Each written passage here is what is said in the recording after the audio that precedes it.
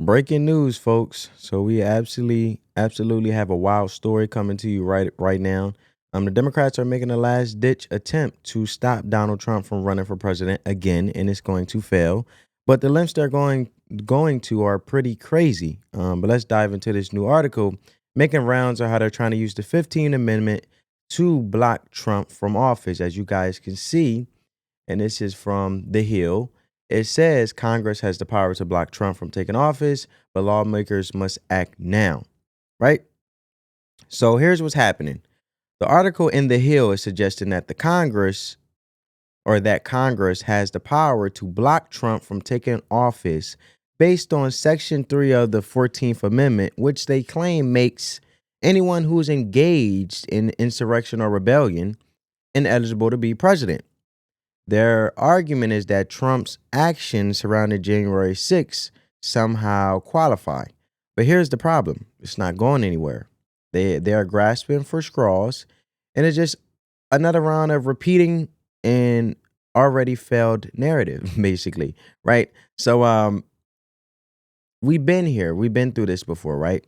Trump's role in January 6th was extensively investigated, and the claims that he was somehow leading the insurrection just don't hold up. Even Fannie Willis down in Georgia had to drop the charges against some of her own team. And these guys writing these pieces in The Hill, they clearly want to get this pushed through, but let's face it, they have no leg to stand on. This is just a political maneuvering at its finest. And don't forget the version of January 6th story that was fed to the public. It was heavily edited and cherry-picked by certain media outlets. They tried to shape this narrative for years, but the truth is, Americans are still supporting Trump.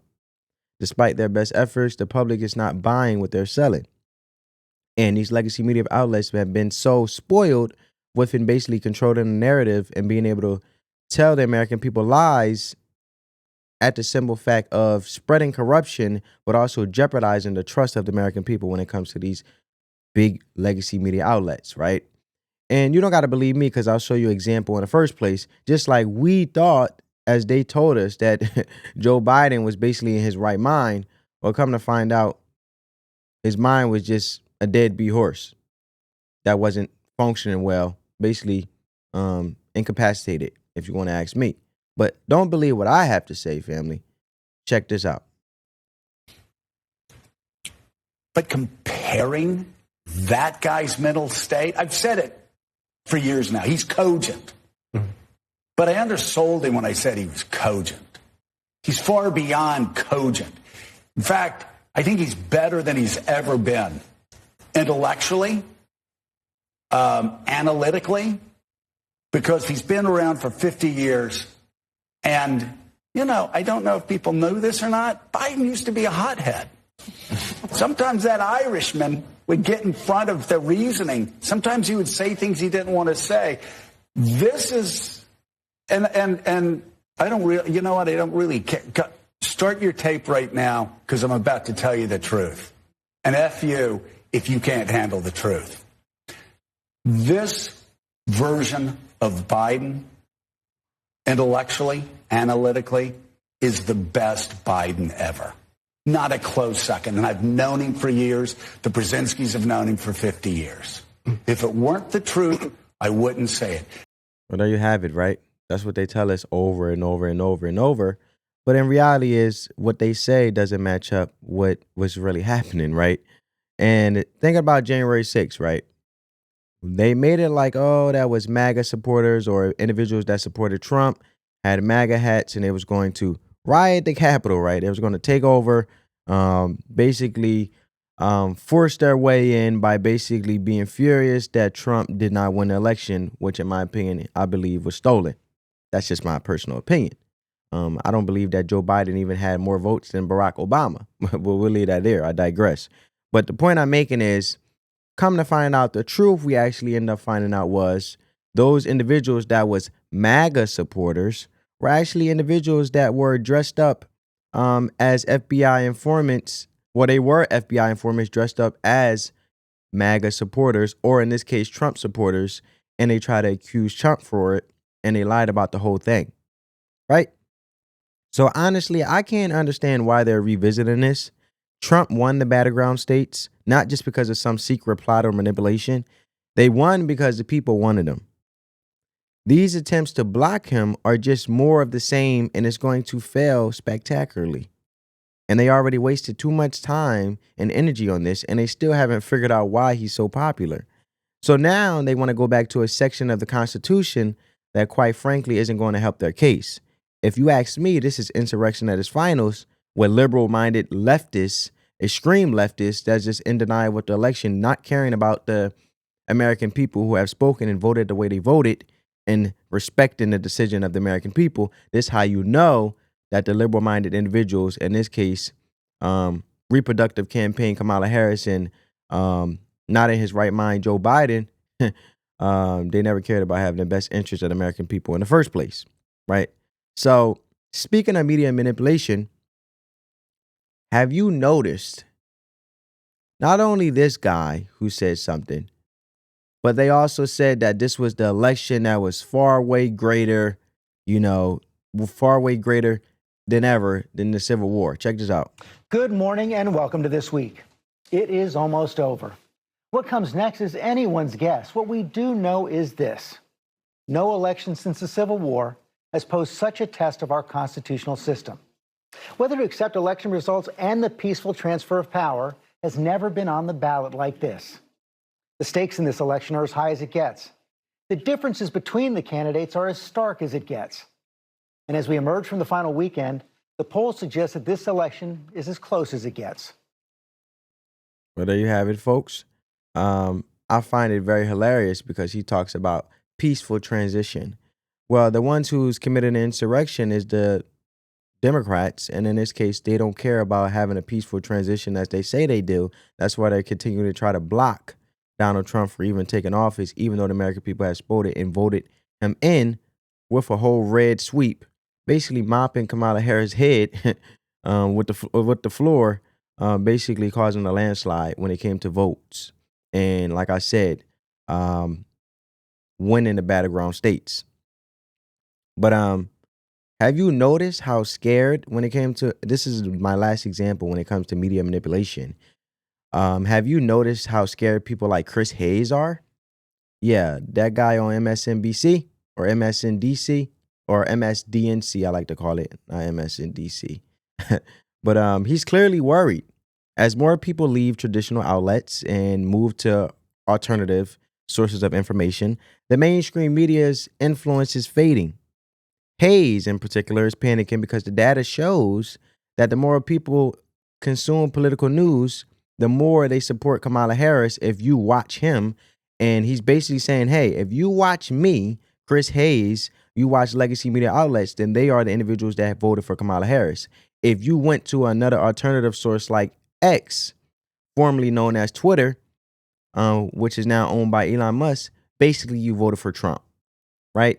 Like, we didn't know that the whole landscape of the media and was changing, and when it came to legacy media outlets basically dying and falling like dominoes, because the simple fact is they have jeopardized the trust of the American people and have lied to the American people multiple times, and we have receipts more than ever to show the lies, as you guys see me showing examples to basically have a conversation with you guys.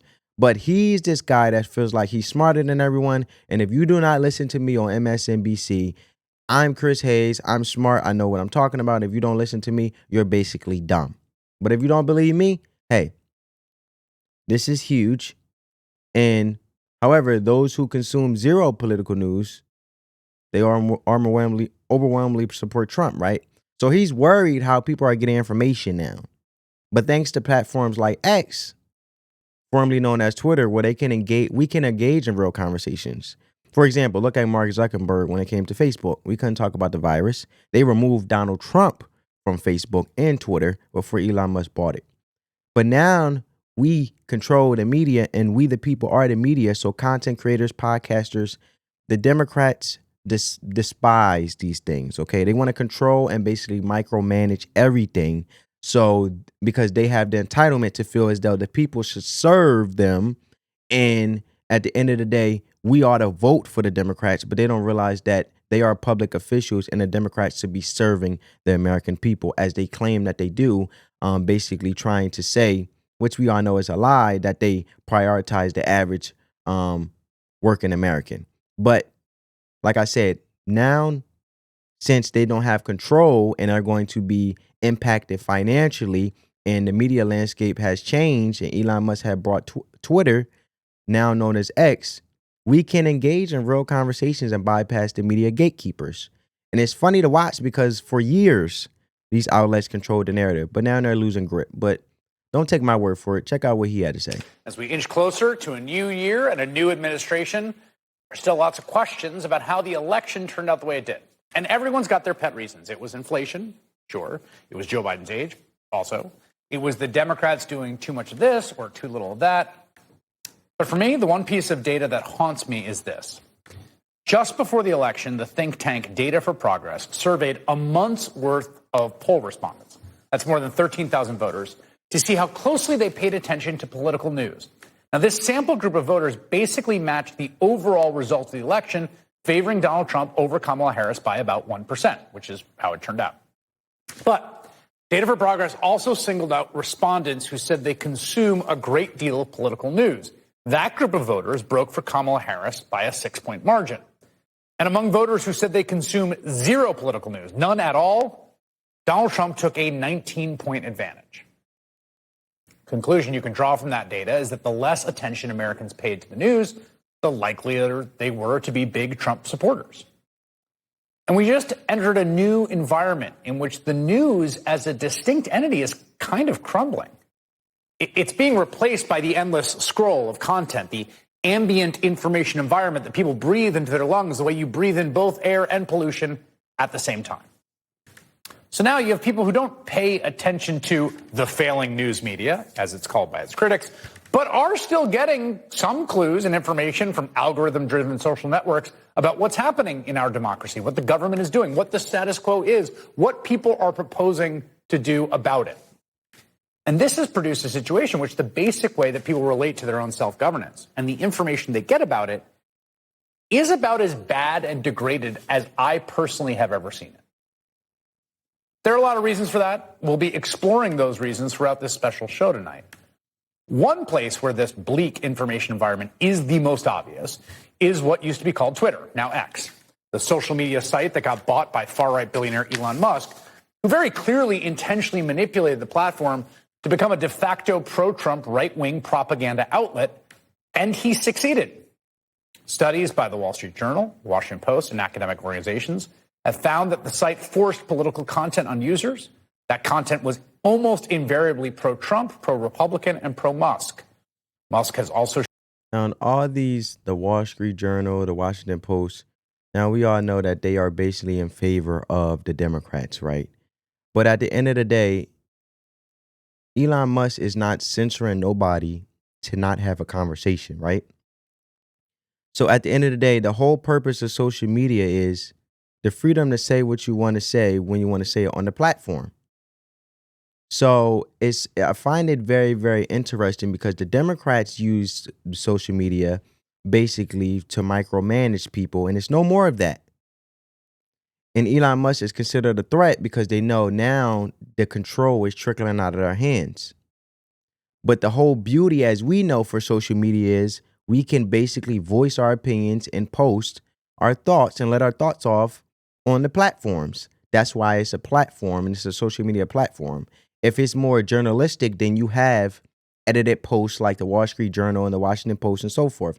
So they're basically trying to say that Elon Musk's platform forced political news onto people and basically operated from a journalistic standpoint, when that's not true. People just discussed and had real life conversations and spoke about the economy, which is why individuals voted for Trump, public safety, and brought more things to the forefront, and let alone called out the lies from legacy media outlets. But they don't like that, and they don't want to talk about that one.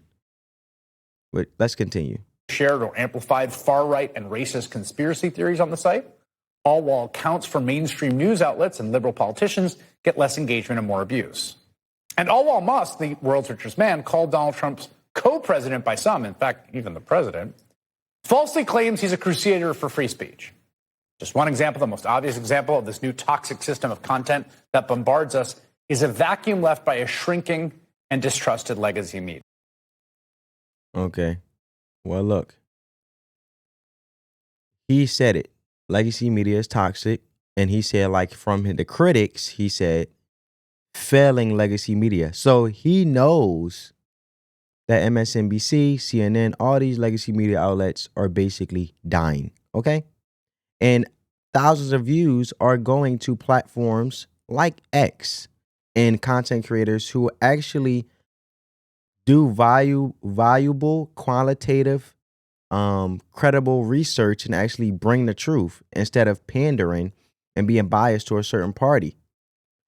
These legacy media outlets wouldn't have been crushed if they just spoke about the facts and continue to uphold the journalistic standard of just speaking on what the news is instead of trying to be biased, leaning to the left side, right? And going to the extreme.